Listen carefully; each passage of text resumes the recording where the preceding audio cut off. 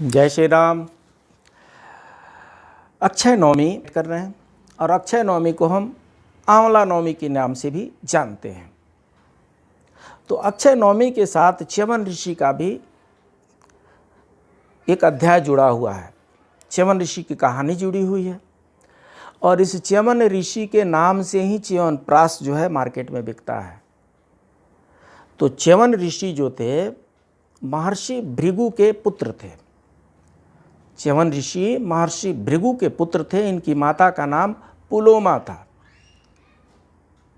कालांतर में कुछ ऐसी गतिविधियां हुई जिसके चलते च्यवनप्राश उनको ग्रहण करना पड़ा और उससे उन्होंने पुनर्यौवन को प्राप्त किया। वृद्धावस्था में, जर्जर अवस्था में पुनर्यौवन को प्राप्त किया और ऐसा कहा जाता है कि उसके बाद से उनके शरीर में इतनी शक्ति थी कि वे इंद्र के वज्र को भी पीछे ढकेल सकते थे। तो आइए जानते हैं ऐसी कौन सी घटना हुई च्यवन ऋषि के साथ। तो होता यह है कि प्राचीन काल की बात है। एक बड़े प्रतापी राजा हुआ करते थे। राजा का नाम शर्याति था।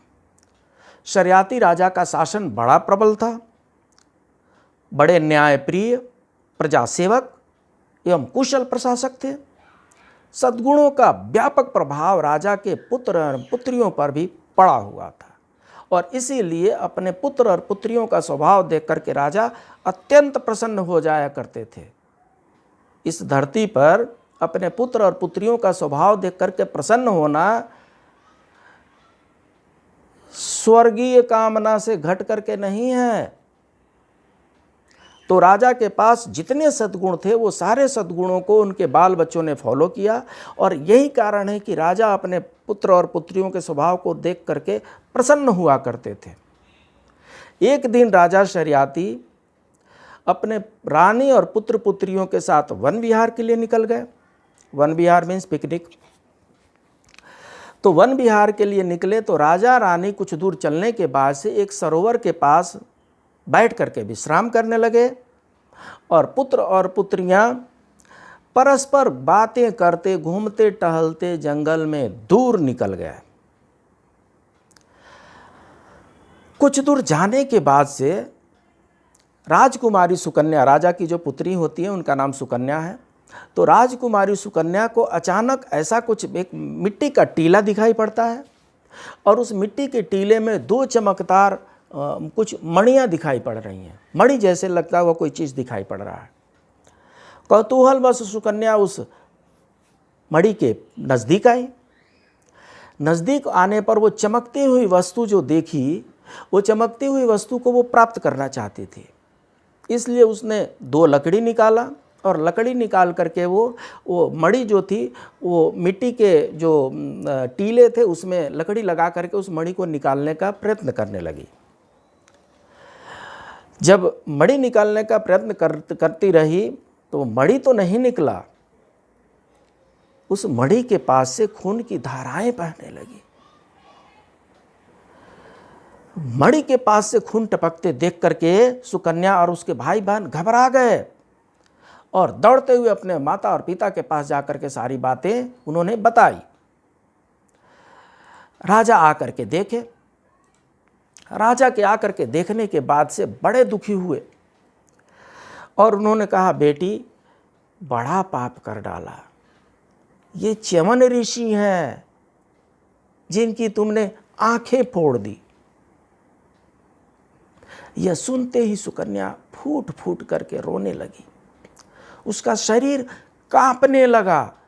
टूटते हुए स्वर से उसने कहा, मेरी जानकारी में नहीं था कि महर्षि यहाँ पर बैठ करके तपस्या कर रहे हैं। मैंने अनजाने में ही बहुत बड़ा अनर्थ कर डाला। यह कहकर वो फूट फूट करके फिर से रोने लगी। राजा ने कहा, हाँ पुत्री, अपराध तो हो गया है।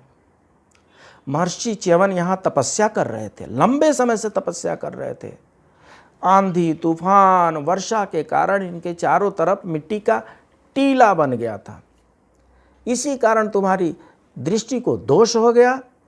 मात्र दो चमकती हुई आंखों को तुमने मणि समझ लिया और उनमें लकड़ी डाल करके तुमने आंखें उनकी फोड़ डाली। अब अंधे हो गए हैं वो, अब क्या होगा। इतने में च्यवन ऋषि के कराहने की स्वर भी सुनाई पड़े। कातर स्वर सुन करके सुकन्या ने तय किया, मैं इस पाप का प्रायश्चित करके इस हानि की क्षतिपूर्ति करूंगी। राजा ने कहा, तुम्हारे प्रायश्चित से ऋषि की आंखें तो वापस नहीं आ जाएंगी। सुकन्या ने सोच समझ करके बोला, हे पिताश्री, मेरे कारण से इनकी आंखों की रोशनी गई है, मेरे चलते ये अंधे हुए हैं, इसलिए इनकी आंखें मैं बनूंगी, ये मेरी आंखों से देख सकेंगे। राजा बोले, क्या कह रही हो पुत्री? सुकन्या ने कहा, हाँ पिताजी, मैं ऋषि की आंखें बनूंगी। मैं मात्र भूल और क्षमा का बहाना बना करके अपराध मुक्त नहीं होना चाहती। न्याय और नीति के समान अधिकार को स्वीकार करके चलने में ही मेरा और विश्व का कल्याण है। मैंने यह सब आप ही से तो सीखा है, इसलिए ऋषि की सेवा करने के लिए मैं ऋषि से विवाह करूंगी और अपने जीवन पर्यंत उनकी आंख बन करके उनकी सेवा करूंगी। राजा ने कहा, बेटी, ये तो जर्जर एवं कृशकाय शरीर के हैं, मृत तुल्य इनका शरीर है, ये बूढ़े हो चुके हैं और तुम युवा हो। युवा का बूढ़े से विवाह कैसे हो सकता है? विवाह तो हमेशा बराबर उम्र वालों में होता है। सुकन्या बोली, पिताजी, यहाँ पात्रता एवं योग्यता का प्रश्न नहीं है। ये सच है कि विवाह जो होते हैं वो सुपात्र और सुयोग्य देख करके ही किया जाता है, लेकिन यहाँ पर पात्रता एवं योग्यता का प्रश्न अब नहीं रहा। मुझे तो सहर्ष प्रायश्चित करना है। मैं इस कार्य को धर्म समझ करके तपस्या के माध्यम से आनंद पूर्वक पूर्ण करके रहूंगी। मुझे अपना आशीर्वाद प्रदान करें। बेटी सुकन्या के जिद के आगे राजा की एक तक न चली। वे विवश थे, अतएव विवाह की तैयारी में जुट गए। महर्षि च्यवन के साथ बेटी सुकन्या का पारिग्रहण कर दिया गया। सुकन्या की इस अद्भुत त्याग भावना को देख करके देवगण विस्मय भी थे और प्रसन्न भी थे। सुकन्या की कम आयु और ऋषि की जर्जर आयु। सुकन्या की कम आयु को देख करके देवताओं ने च्यवन ऋषि को एक औषधि बताई। सुकन्या की कम आयु एवं च्यवन ऋषि की जर्जर आयु को देख करके देवताओं ने च्यवन ऋषि को एक औषधि बताई। उन्होंने फॉर्मूला बताया औषधि का कि एक औषधि बनाइए। च्यवन ऋषि ने आंवला इकट्ठा किया और उस आंवले में 50 प्रकार के विभिन्न औषधियों का मेल किया गया और उसको कूट पीस करके जल ओल के साथ मिला करके, हनी गुड़ के साथ मिला करके और उसका अवलेह तैयार किया गया और उस अवलेह को च्यवन ऋषि ने ग्रहण किया। उस अवलेह को ग्रहण करने से च्यवन ऋषि युवा हो गए। जी हाँ, जर्जर शरीर वाले च्यवन ऋषि यौवन को प्राप्त किए। उस औषधि का नाम बाद में च्यवन ऋषि के नाम के साथ ही च्यवन प्राश पड़ गया। तो आज के दिन में मार्केट में जो हम च्यवन प्राश खरीदते हैं, ये च्यवन ऋषि के फॉर्मूला की ही देन है। और उसी च्यवन ऋषि उसी च्यवन के ग्रहण करने से, उपभोग करने से आज भी लोग शक्ति, चेतना, स्वास्थ्य के लिए लाभ ग्रहण करते हैं। प्रायश्चित एवं सेवा भावना के कारण सुकन्या का नाम च्यवन ऋषि ने मंगला रख दिया। आज भी वे अपने गुणों के कारण नारी जगत में वंदनीय एवं पूजनीय है। तो इस तरीके से ये जो घटना हुई थी और जिस दिन च्यवन ऋषि यौवन को प्राप्त किए थे वो अक्षय नवमी का दिन था।